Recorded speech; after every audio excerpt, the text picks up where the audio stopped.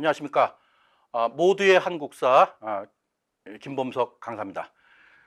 자, 이 시간에는 독도에 대해서 우리가 한번 살펴보도록 하는 그런 시간을 갖도록 하겠습니다. 뭐 독도에 관련된 많은 그 화제 및 또 독도에 관련된 자료, 또 독도에 관련된 각종 기사, 또 매스컴을 통해서 우리 국민들께서 어떤 그 독도에 대한 어떤 그 인식이 많이 고양이 돼 있죠. 그래서 뭐 여러 채널로 해서 우리가 독도가 우리나라 땅이라는 그런 사실을 우리가 잘 알고 있습니다. 오늘 이 시간에는 그렇게 그동안 수없이 나왔던 이런 독도를 갖다가 또 다시 한번 우리 모두의 한국사에서 한번 잘 또 정리해서 이번 기회에 한번 독도에 대해서 좀 더 객관적이고 또 독도의 진실을 갖다가 더 알아보는 그러한 시간을 갖는 것도 매우 의미 있는 그런 일이 되리라고 생각해서 독도에 관련된 이런 강의를 한번 준비를 해보았습니다. 자, 한번 살펴볼까요? 자, 독도. 영어로도 표기되어 있고 또 이렇게 한자로도 되어 있네요. 자, 독도는 우리나라의 그 한반도가 있으면은 이 한반도의 그 동남쪽이 동쪽으로 약 한 130km 정도에 떨어져 있는 곳에 울릉도가 있죠. 자, 바로 그 울릉도에서 다시 동남쪽으로 약 87.4km 정도를 가게 되면은 독도가 위치하고 있습니다. 그래서 이 울릉도에서 독도까지 직선거리를 약 87km가 되는데 1년에 한 2달, 한 60일 정도가 육안으로 보이죠. 보통 5월 달에서 10월 초까지 이제 그 독도가 보이는데 가장 이제 선명하게 잘 보이는 때가 9월 달부터 10월 초까지가 가장 아주 선명하게 잘 보인다고 합니다. 자, 그러한 반면에 자, 일본 쪽에서 한번 바라봤을 때 일본에서 가장 독도와 일본과의 가장 거리가 가장 가까운 거리 있는 것이 옥기섬인데 그 옥기섬에서 독도의 거리는 157km가 되죠. 그러니까 육안으로는 도저히 안 보이죠. 자, 요것이 이제 어떻게 보면 하나의 그 핵심 사항이라고 볼 수가 있겠습니다. 자, 독도에 관련된 그 문건은 여러 가지가 있습니다. 물론 우리가 신라 치증왕 때 이사부가 우상국을 정벌했다라는 그런 우리 역사적인 사실도 알고 있지만은 또 문서로된 여러 가지가 있는데 그 중에서도 가장 대표적인 것이 1454년도에 단종 때죠. 세종실록 지리지라는 책에 독도와 울릉도에 대한 그러한 문구가 잘 설명되어 있죠. 자, 한번 우리 그 독도에 대한 그 개괄적인 그 역사적인 그 기원을 갖다가 간단히 한번 정리를 한번 해보았습니다. 자, 서기 512년, 자, 신라 지증왕 우상국이 신라에 계속했다 그랬죠. 우리 독도는 우리 땅이라는 그 노래 가사에도 신라 장군 이사부라는 그런 노래 가사말이 있죠. 다 잘 아실 겁니다. 자, 이러면서 1417년, 그러니까 조선 태종 때 왜구의 출현, 왜구들이 많이 이제 출몰하고 그러니까는 주민들의 그 안전 위협으로부터 보존하기 위해서 주민들을 갖다가 이제 들어오게 하죠. 그래서 공도 정책이라고 하죠. 섬을 비우게 하는 거. 그 핵심은 주민들을 보호하겠다. 이제 그런 취지가 깔린 거죠. 물론 이 이후에 어떤 뭐 범죄자라든가 또는 뭐 유랑자들이 정부 몰래 울릉도로 가서 사는 경우도 있었습니다. 자, 그 다음에 방금 전에 앞에서 그 책자로 우리 봤던 단종 때 세종실록 지리지가 여기에 울릉도와 독도 내용이 수록되어 있습니다. 그 뭐 내용은 그렇죠. 그 섬이 두 개가 있는데 동해 위치가 있는데 서로 거리가 이렇게 멀지 않아서 날씨가 맑으면은 육안으로도 보인다. 그리고 신라 때는 우상국이라고 칭했었다라는 그런 문구가 있습니다. 이것이 바로 세종실록 지리지에 있는 내용이죠. 자, 이렇게 쭉 우리나라의 그 어떤 행정구역상으로서의 그 울릉도와 독도는 존재하고 있었죠. 자, 이런 와중에 세월이 좀 흘렀습니다. 평화롭게 하다가 1693년경 이때가 이제 숙종 제위 시절이죠. 이때 우리가 안영복이라는 그 인물을 우리가 많이 잘 알고 있을 거예요. 이 안영복이라는 이 어부가 두 차례에 걸쳐 첫 번째는 숙종 19년 때 그 일본 어부들로부터 납치를 당해서 일본으로 가서 거기서 수개월 동안 모진 고초를 겪었죠. 하지만 그때 가서 뭐라 그랬습니까? 울릉도와 이 울릉도는 독도는 당연히 우리 조선 땅임에도 불구하고 어찌하여 일본 외국 당신들이 여기를 점유하려 하느냐, 이렇게 해서 아주 그 대담한 용기와 배짱으로 그 이때 당시에 에도 막부죠, 그런 그 이 일본 정부로부터 당황케 했다는 점, 이 중요한 거죠.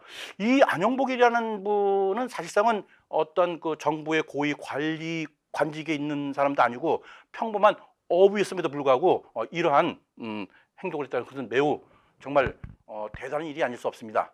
자, 이렇게 1차 납치를 해 갔다가 다시 고초 끝에 우리나라에 왔지만 또 숙종 22년도에 다시 한번 이번에는 납치가 아닌 어부를 이끌고 다시 일본으로 가죠. 그래서 일본으로부터 독도와 울릉도는 조선 땅이다라는 그 서계 확약을 받고서 옵니다. 자, 여기서 안타까운 것은 뭐냐면은 이러한 안영복이의 이런 그 애국적인 이러한 그 행위에 대해서 조선 정부에서는 관직을 사칭하고 또 국가에서 허락하지 않은 그런 행동을 했다 해서 엄벌에 처하는 그런 행정적인 조치를 취했었죠. 물론 실시는 그렇게 행해지진 않고 또 정부의 고관들이 비록 이 죄는 우리가 맞지만서도 안영복이의 이런 행동은 감히 우리 정부에서 할 수 없는 일을 안영복이가 했기 때문에 어떤 애국적인 일을 더욱 높이 사서 어떠한 이 형벌만큼은 면하자, 이렇게 얘기를 해서 형벌은 모면을 했습니다. 자, 이렇게 그 17세기에 이 안영복이의 이런 사건이 없었다면은 오늘날 이 일본이 독도는 자기네 땅이라고 하는 주장에 또 많은 부분 또 우리가 또 설득을 시켜야 되는, 설득보다도 어쨌든 간에 이 안영복 선생의 이러한 그 역사적인 이런 사건 매우 중요하죠. 독도가 우리나라 땅이라는 것을 일본 정부로부터 받았다는 점.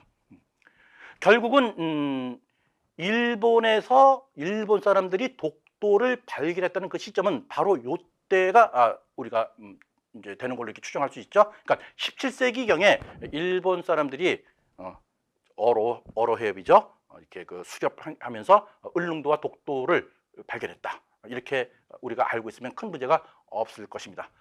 자, 이렇게 해서 쭉 세월이 흘러서 1900년도에 고종 제2시죠. 광무 4년 때 강원도에 대한 대대적인 행정 개편이 이루어집니다. 이때 대한제국 칙령 41호로 강원도 울두군을 설치하면서 독도를 조선의 행정 지역으로 편입을 시키고 또 이것을 갖다가 전 세계에 공식적으로 반포를 하게 됩니다. 자, 이후 우리나라는 안타깝게도 불행하게도 일본의 합병이 되어서 나라의 주권을 잃었죠. 주권을 이루고 나서 또 1945년도 광복을 맞이해서 다시 한번 울릉도와 독도를 갖다 우리 주권으로 편입시키는 와중에 1952년 평화선 설정 해서 이렇게 대한민국 영토로 또 전 세계에 선언을 하기에 이르렀습니다. 그래서 개괄적으로 이렇게 우리 독도에 대한 역사적인 기원에 대해서 핵심적인 것만 제가 정리를 해드렸습니다. 자, 잘 정리를 해서 우리나라의 독도의 역사가 이렇구나라는 점을 다시 한번 우리가 정리를 하면 되겠습니다. 자, 독도에 대한 그 용어는 상당히 많아요. 이칭이 많아요. 그래서 그냥 그대로 그냥 독도라는 이름만 계속 유지했으면은 우리가 별로 이렇게 혼란스러울 건 없지만은 원래 그 지명이라는 것이 시대와 또 어떤 그 흐름에 따라서 그 이름들이 많이 변화되는 것을 비단 이 독도뿐 아니죠. 여러 지명도 그렇게 있습니다. 자, 이 독도의 어떤 그 명칭 한번 살펴볼까요? 삼봉도라고도 그랬네요. 자, 삼봉도라는 이름이 왜 생겼을까요? 독도가 이제 봉우리가 아마 3개가 있었어요. 이제 3개가 있어서 봉우리가 있구나. 그래서 삼봉이다. 그래서 조선 성종 때 이렇게 또 부르기도 했고요. 또 우산도는 우리가 이미 알고 있었던 부분이고, 또 가지도라는 것은 이게 물고기의 이름인 것 같아요. 그래서 정조실록에 나와 있는 글인데요. 이쪽에 가니 가지어가 팔짝 놀라서 뛰고 올라오는 걸 보았다. 해서 다시 이 섬의 이름을 갖다가 가지도라는 그런 명칭도 썼다는 점. 자, 이러다가 고종 때 방금 말씀드렸던 칙령 41호를 갖다가 반포하면서 행정구역을 갖다가 이제 우리가 이제 개편했다 그랬죠. 이때 이제는 이쪽에 어떤 이주민을 갖다가 이제 들어가게 해서 행정구역을 사람이 살아야 되니까 그렇죠. 이렇게 해서 이제 어떤 그 주민들이 이제 생활을 하게 되죠. 이때 주로 갔던 이제 우리 그 이주민들이 보통 전라도에 거주하는 사람, 또 뭐 남해안에 있는 사람들이 이제 많이 이제 가서 이쪽에서 이제 생활하게 됐어요. 그래서 이 독도는 이제 돌로 된, 그죠? 그 화산으로 된, 이거 돌로 된 이제 섬이 되다 보니까는 이제 그 돌섬이라는 얘기가 나오는 거죠. 돌섬. 돌섬. 이 돌섬이 다시 또 이제 이 전라도 또 사투리 방언으로 또 독이라는 또 말을 써요. 그래서 돌섬이 독섬이 이제 독섬으로 이제 바뀐 거죠. 그 독섬이 또 독도가 되는 거죠. 그래서 이 독도라는 이런 명칭이 쓰여진 것은 대략 1900년도에서 1904년 사이에 독도라는 그런 고유 명사가 이제 쓰여졌다. 이렇게 우리가 정리를 하면 되겠습니다. 그러니까 어떻게 보면 이 독도라는 이 명칭은 근자에 만들어진 그런 이제 그 명칭으로 우리가 보면 되겠죠. 자, 이제 또 한번 일본 쪽으로 가 볼까요? 자, 그 안영복 우리 그 사건, 납치 사건, 그다음에 2차에 가서 일본 정부로부터 울릉도와 그 독도라는 것이 조선 땅이라는 것 갖다 확약을 받았다라고 말씀드렸습니다. 자, 그런 이후에 일본에서의 어떤 고지도를 우리가 살펴볼 필요성이 있어요. 자, 17세기 같으면 이제 일본의 그 에도 막부, 독고가 이에야스죠. 이 덕정강. 이 에도 막부가 정권을 유지했던 그런 시절인데, 이때 이 에도 막부에서는 이 지도를 한 6개 정도를 만들어 놨어요. 그 중에서 가장 이제 마지막에 만든 지도가 이제 인호도라고 돼 있는데요. 자, 이 인호도를 보게 되면은 울릉도와 독도가 일본 지도상에 자기의 영토로 전혀 나타나지 않습니다. 왜냐하면 그 17세기에 그죠? 정식 공문으로 뭐라 그럴까요? 그 조선의 영토인 독도, 울릉도를 인정을 했기 때문에 자기네들 나라의 지도에 독도와 울릉도를 갖다가 표기를 할 이유가 없는 거죠. 그렇기 때문에 인호도에는 울릉도와 독도 지도가 전혀 나오질 않습니다. 이거 여기 우리 안영복 우리 선생님 나오시네. 동상보죠. 꼭 알아둬야 할 필요성이 있습니다. 자, 그래서 이러한 그 에도 막부에서 안영복 사건 이후, 자, 울릉도와 독도는 우리 일본하고는 관련이 없다라는 것을 갖다가 이렇게 약조를 했기 때문에 일본 어민으로 하여금 울릉도 쪽으로 넘어가지 말아라. 그래서 울릉도 도의 금지령이 내렸죠. 이거 매우 중요한 겁니다. 이거는 그죠? 자, 그 이후에 1868년 일본에서는 명치 유신, 즉 메이지 유신이 단행이 돼서 이제 그 정권이 바뀌었죠. 자, 이래서 1868년 메이지 유신, 명치 유신 때 일본에서는 새롭게 국가가 탈바꿈했으니 조선과 우리 또 새로운 정권을 바뀐 우리 메이지 정권과 다시 외교 관계를 갖자라고 이제 우리 조선의 이제 그 외교를 하자고 이제 제의가 들어오죠. 또 이때 1870년대 같으면은 이제 고종이 이제 즉위를 하고 또 실권은 이제 흥선대원군이 가지고 있었죠. 바로 이 흥선대원군 입장에서는 야, 이거 일본 애들 보니까는 뭐 지들 나름대로 뭐 유신을 하든 뭘 하든 간에 하는 짓 보니까는 서양 애들처럼 머리 자르고 뭐 양복 입고 하는 짓들이 꼭 오랑캐 하고 똑같구나. 이런 애들하고 우리가 어떻게 외교를 하느냐. 자, 필요 없다라고 무시를 해버려요. 자, 이럴 때 야, 일본 입장에서는 야, 이 조선 이거 아주 웃기는구나. 이때 이제 정한 일본에서 조선을 갖다 정벌하자. 막 이런 움직임도 있었죠. 자, 이런 와중에 우리가 아직 힘이 없으니 한번 조선을 갖다가 내중에 우리가 먹더라도 합병을 하더라도 한번 외교적인 것은 채널을 이제 계속 돌리자라면서 이 조선국에다가 일본 외무성에 있는 사람 3명 정도를 파견을 시켜요. 파견을 시켜서 조선의 여러 가지 사회, 경제, 뭐 지리 이런 걸 다 이렇게 탐제 다 조사하게끔 했겠죠. 자, 거기서 일본 외무성 직원이 조선국을 쭉 하면서 일본 중앙정부에다가 이제 조사한 걸 갖다가 이제 제출하게 되죠. 그것이 소위 조선국 교재 시말 내탐서라는 내용입니다. 자, 이 조선국 교재 시말 내탐서에는 일본 외무성에서 파견한 사람들이 면밀히 조사한 결과 을릉도와 독도는 조선의 땅이라고도 여기에 딱 기록이 되어 있습니다. 이것이 1870년 일본 메이지 정권 때 일입니다. 자, 여기에 또 태정관 지령문이라는 게 나오죠. 자, 태정관이라는 것은 어떤 곳인가요? 자, 1817년 그러니까 일본의 메이지 유신 이후의 정부죠. 자, 이 태정관은 일본 메이지 정부의 최고 정부기관입니다. 자, 여기에서 또 이렇게 어떤 기죽도 약도라는 이제 이 문서를 만들죠. 자, 기죽도라는 것은 을릉도를 이제 뜻하고요. 그 다음에 또 송도라고 또 돼 있네요. 송도는 이제 독도를 이제 칭하고 있습니다. 자, 그러면 이제 왼쪽에 우리 보시게 되면 왼쪽에 을릉도고, 그 다음에 이제 동남쪽으로 이렇게 해서 아주 이 독도를 갖다가 아주 자세하게 잘 그려놓고 있죠. 자, 여기 이 태정관, 소위 일본 정부 최고 기관에서 뭐라고 설명했습니까?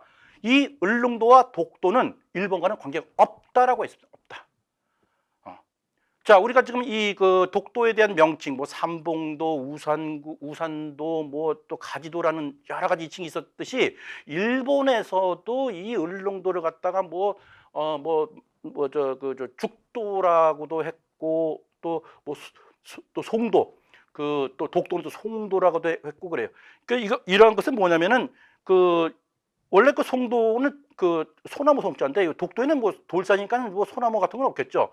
뭐 대나무도 없고요. 하지만 이제 송중매라는 어떤 아주 어떤 우리 표현 방법이죠. 송중매, 그죠? 대나무 또 소나무에 대한 어떤 고귀한 어떤 그런 우아한 그런 표현, 그런 거죠. 그래서 인천에서 송도라는 도시가 있잖아요, 그죠? 일본 마쓰시다. 일본에서 이제 지어진 그런 명칭이고, 또 고종 때도 또 송도라는 말을 또 썼어요. 또 그런 게 또 있었어요. 그러니까 일본에서 이야기하는 어떤 독도의 명칭, 또 우리나라에서 부르는 명칭은 서로 이렇게 좀 너무 많아가지고서 우리가 혼란스러울 수가 있는데, 자, 여기서 다시 정리합니다. 일본에서는 일본 특히 태정관 지령문에서 기죽도, 을릉도, 송도, 독도 이런 식으로 또 표기를 했습니다. 자, 이때 이제 이 메이지 시대에서 이제 또 지도를 만든 거가 있죠. 자, 대일본 전도를 봅시다. 자, 대일본 전도는 지금 좌측에 있죠. 자, 여기에 보시게 되면은 독도와 을릉도는 일본 지도에 없습니다. 그죠? 그리고 또 일본 보게 되면 이제 지도가 있고 자기네 땅이라고 생각되는 것은 하나도 빠짐없이 다 이렇게 지금 다 이렇게 그림으로 잘 아주 정교하게 다 그려놨죠. 그리고 또 신찬 조선국 전도가 있네요. 자, 이것은 우리나라에서 만든 지도가 아니라 일본에서 만든 지도입니다. 자, 일본에서 만들었을 때, 자, 지도 보면 이게 좀 노란 황토색으로 돼 있죠. 자, 여기에 을릉도와 독도는 노란 황토색. 다시 여기서 우리 조선의 영토로 분명히 그리고 있는 겁니다. 자, 이때가 언제입니까? 1894년도예요. 분명히 아셔야 됩니다.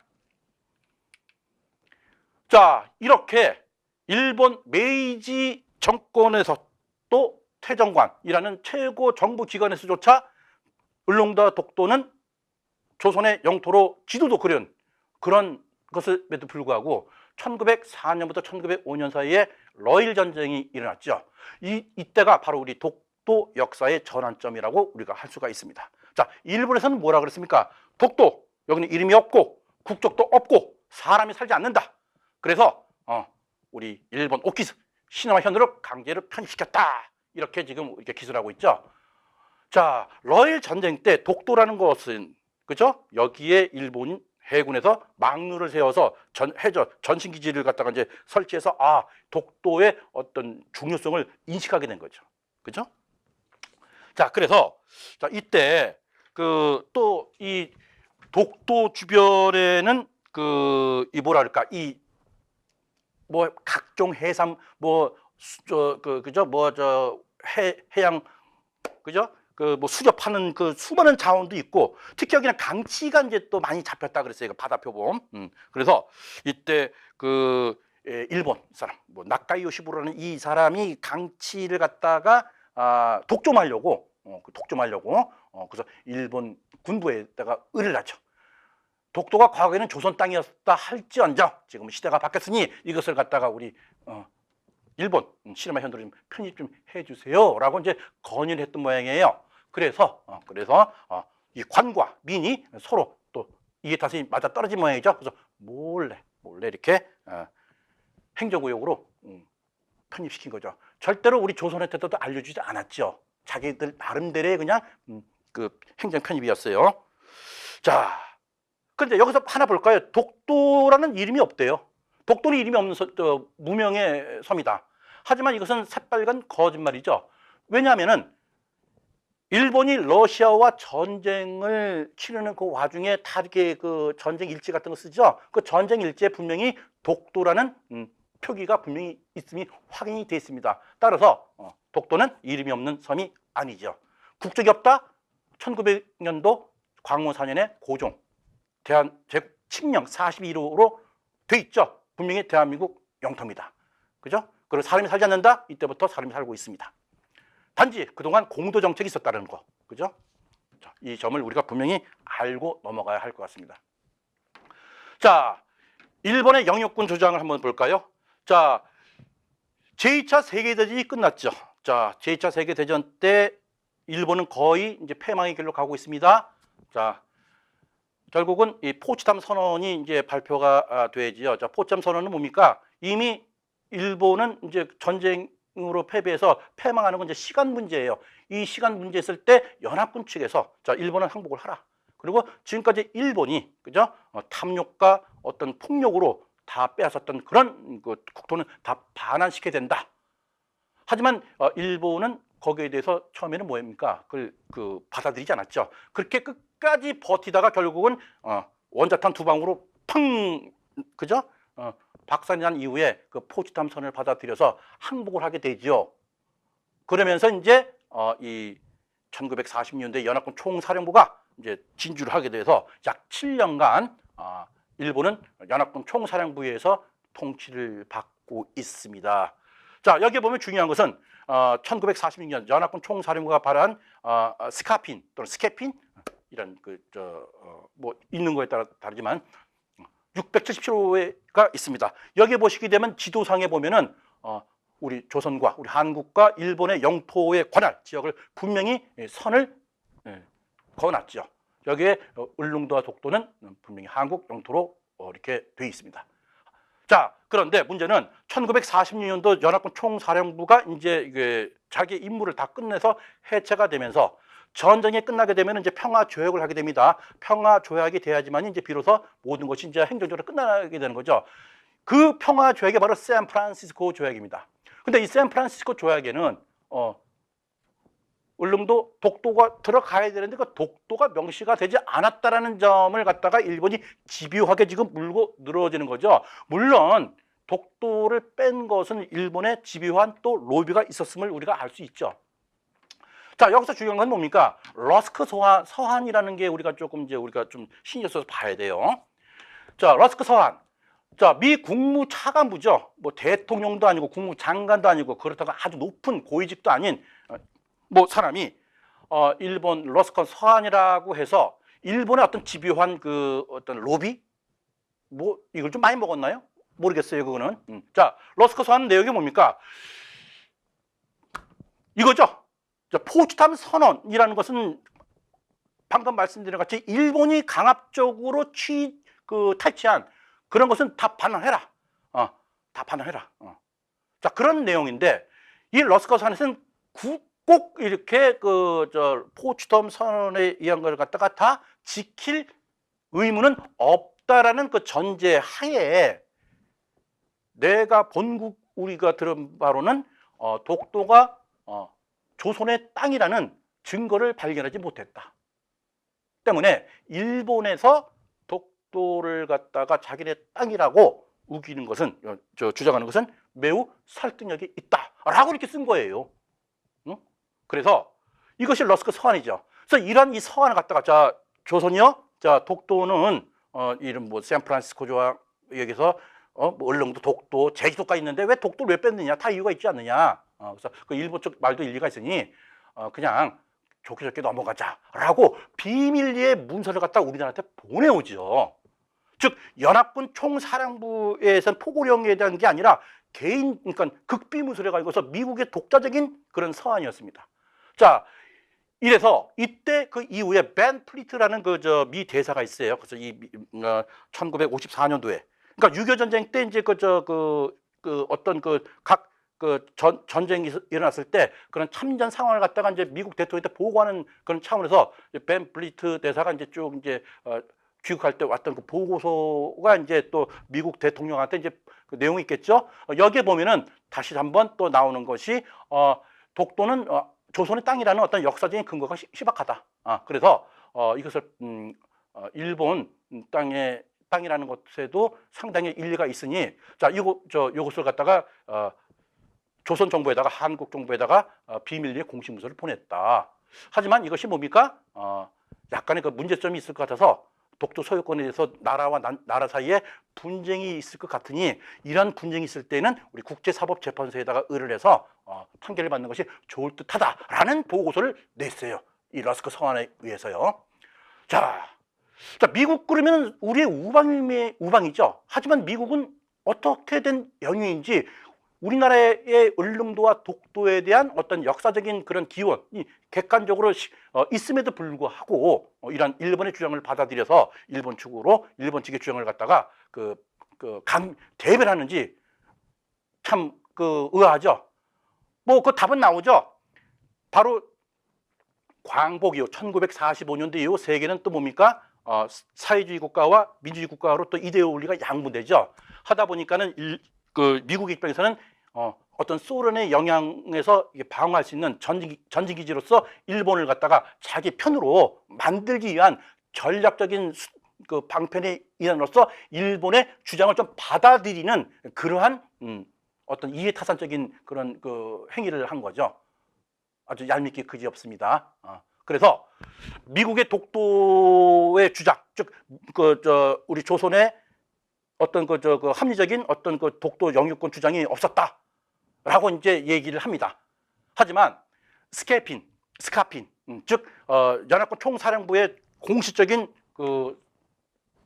문서에는 분명히 우리 울릉도와 독도는 조선, 한국의 영토로 분명히 선을 그어놨죠. 우리가 아까 지도를 봐서 알 수가 있었습니다. 결국은 이것은 연합국의 합의가 없었기 때문에 이것은 결국은 실효성이 없다라고 볼 수 있는 거죠. 자, 그래서 지금 일본에서 주장하는, 일본은 옛날부터 우리 고유의 영토였다라는 말은 말도 안 되는 이야기입니다. 그죠? 그리고 이러한 역사적인 사건부터 쭉 저희가 정리했죠. 자, 이제는 우리가 어떻게 정리를 해야 되겠습니까? 일본이 계속 독도는 자기네 땅이라고 우기는 것을 우리는 이런 객관적인 자료를 가지고서 계속 이제 방어를 하면 되겠죠. 방어뿐이 아니라 이번 기회에 일본의 비양심적인 이러한 행위를 갖다가 전 세계에 알림으로써 세계에서 가장 양심이 없는, 부끄러움을 모르는 그런 나라가 일본 정치의 현황이다라는 것을 우리가 더 이번 기회에 알아야 됩니다. 그래서 이런 독도가 우리나라 땅이라는 그런 역사적인 사실을 알리기 위해서 미국 뉴욕 스퀘어 가든에서 광고도 하고, 그죠? 또 독도에 관련된 문화 행사 많이 하고 있죠. 그래서 우리는 독도는 당연히 우리나라 땅이고, 또 일본의 어떤 영토 야욕에 대한 그런 비양심적인 것을 갖다가 우리는 분명히 이번 기회에 다시 한번 알고 또 숙지를 해야 될 것 같습니다. 자, 오늘은 독도에 대해서 한번 알아봤습니다. 자, 모두의 한국사 김범석이었습니다.